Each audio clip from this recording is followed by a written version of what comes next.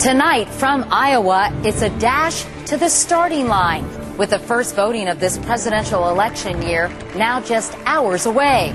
There's a dead heat among the Democrats, a potential surprise on the Republican side, and the candidates are spending every last minute pleading for support. Thank you all for being here. I'm Katie Couric in Des Moines. Also tonight, Caucusing 101. Jeff Greenfield's crash course in a voting system so complicated they need a video to explain it. But Iowans love it. It is neighbors talking to neighbors about who they're selecting. And who are these folks who wield so much political power? The image that people have of Iowans with pitchforks in their hands is just quite outdated.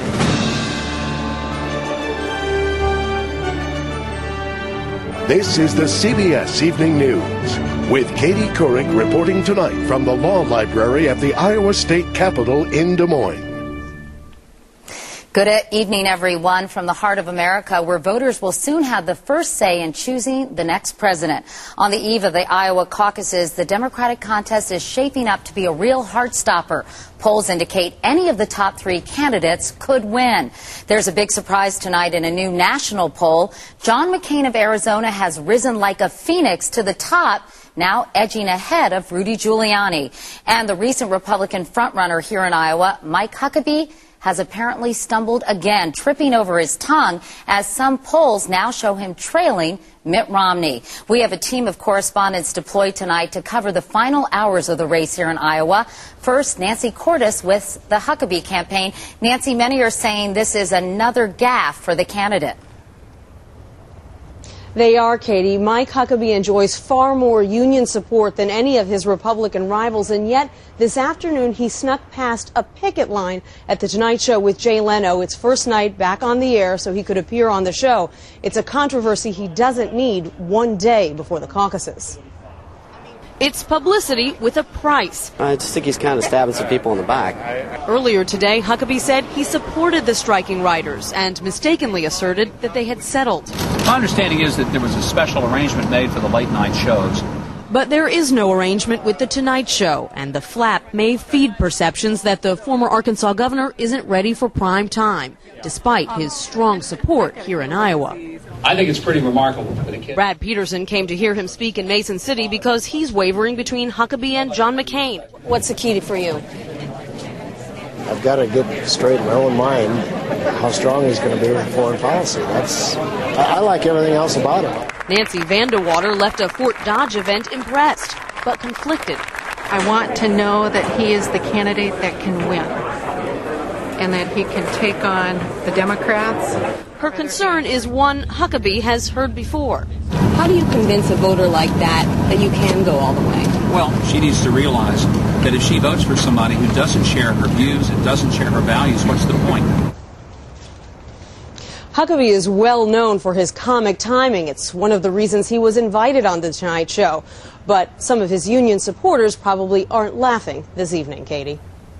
Nancy Cordes. Nancy, thank you very much. No Republican has spent more time or money here in Iowa than Mitt Romney, and he's hoping it will all pay off. Bill Whitaker is covering the Romney campaign. It's now down to organization. How does it work? When Pastor Chris Magnell came to an event, and his experience as a governor, as an executive, is important to me. Team Romney grabbed hold. I would say that I receive probably 2 or 3 emails a day from them. And wouldn't let go. Tomorrow night, a firm vote for Governor Romney. Definitely. Firm vote. I get a call almost every day from Romney. But it doesn't always work. Last week, Drew Belensky saw the governor. Did you hear anything today that sealed the deal for you? No, actually not. After mulling it over, you choose Huckabee over Romney. Yes. Romney has spent far more than his rivals, $7 million on TV ads alone, buying the best organization money can buy. Now he's trusting it will all pay off tomorrow night. Katie?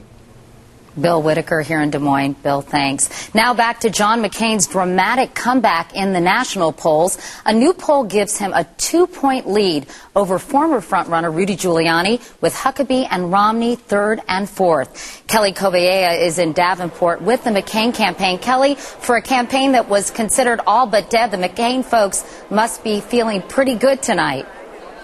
They're very happy, and McCain just seems to be feeding off of it. He's on a 20-hour sprint through Iowa on a campaign energized by those national numbers and by surprising strength here in Iowa. In fact, McCain seems to be getting the attention of a front runner months after his campaign was virtually pronounced dead. It's a strange position for a guy who's not in line with the party base on issues like immigration and who pushed hard for the surge in Iraq. Now, here in Iowa, there is no doubt that latest Des Moines Register poll putting him in third is good news. Third place would be a great showing for this candidate, considering he's spent very little time here. It would also give him yet another shot of adrenaline heading into next week's primary in New Hampshire, where polls now put him neck and neck with Mitt Romney. Katie? All right, Kelly Kobiea, thanks to you as well. The Democratic race is also a toss-up tonight. Dean Reynolds is covering the Obama campaign in Cedar Rapids. And, Dean, I understand Obama's really focusing now on those undecided voters.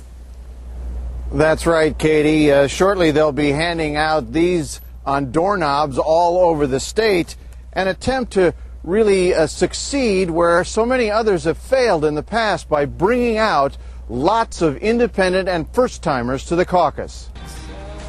Barack Obama was his campaign's head canvasser today in eastern Iowa. How many people here definitely plan to caucus tomorrow? Raise your hands. The Illinois senator heads up an ambitious turnout effort. We really appreciate your support. Trolling for independents and even Republican converts. We found two at his Davenport rally. You're a registered Republican and you like Obama. Why? I think he's very genuine. Why the switch? I like Obama. First-time caucus goers are especially prized. Polls say they'll make up 60% of the gatherings Thursday night, and they favor Obama, as do independents. He's drawing people from all categories. And will the weather keep you away? No, nothing will keep us away. Still, big turnout skeptics abound. Are we going to prove them wrong? This time tomorrow night, if we're reporting a big turnout, it should be good for Obama. A usual or lower turnout, polls indicate, will benefit Hillary Clinton or John Edwards. And the weather is mercifully going to be milder than it is tonight. Katie? We hope so. Dean Reynolds, thank you so much. Meanwhile, Hillary Clinton is relying on an army of supporters to get out the vote. Jim Axelrod is in Ottumwa. Jim, the Clinton campaign isn't leaving anything to chance. No, Katie, and at this point, there's really nothing more Hillary Clinton can do, however, than to try to make sure her supporters actually show up tomorrow night. Call your friends, pick up a buddy, come out to caucus tomorrow night, and together we will make history. Thank you. The orders come from the top, but it's Hillary Clinton's ground troops marching through 15-degree weather who carry them out. I'm Jean Lynn. I'm from the Hillary Clinton campaign. Seniors like Ken Hebron are suddenly the most popular folks in town. Who's been calling you? We got 2 letters from Hillary yesterday. To reassure supporters who've never caucused before, a campaign video tries to humorously point out that compared to some things, singing is hard. Caucusing is easy. And if you need anything, even some help with your kids while you caucus, just ask. I've got 4 kids. You want to drive them and go everywhere they got to be that night? Well, let me take your name and see if we can help you. Are you Would you serious? take us? Yeah. Are you serious? Yes, we need everyone. The Clinton campaign says it has 5,000 volunteer drivers standing by. 4 years ago, the Kerry campaign thought it had a lot when it had 400. Katie? All right, Jim Axelrod, thank you. As for John Edwards, you can call him the Marathon Man. He's conducting a nonstop blitz all over the state. Chip Reed is with him in Cedar Rapids. Chip, how's he holding up? Well, Katie, take a look for yourself. He is sounding very strong, but we are told that he is running on pure adrenaline, and he just said his brain is still functioning a little bit. Well, when his brain was functioning a little better earlier today in southern Iowa, in the town Centerville, he went to a home where a group of people had waited for him all night. When he got there, he gave a 3-minute pep talk, got back on the bus, and went to the next town. Were they disappointed? Not at all. In fact, they said they were energized. They immediately went right back to work organizing for the caucus, and this was before dawn. The campaign says that's one of their strengths. They believe they are more organized, disciplined, and know the caucus process better than anybody. That's why they think they're going to surprise a lot of people. Katie? All right, Chip Reed in Cedar Rapids tonight. Was that a V for victory Republican Fred Thompson flashed today? No, those two fingers were signaling second place. And Thompson and political pundits are speculating what may happen if he doesn't get it. That tops tonight's CBS News Campaign 08 Notebook. Probably this position right here.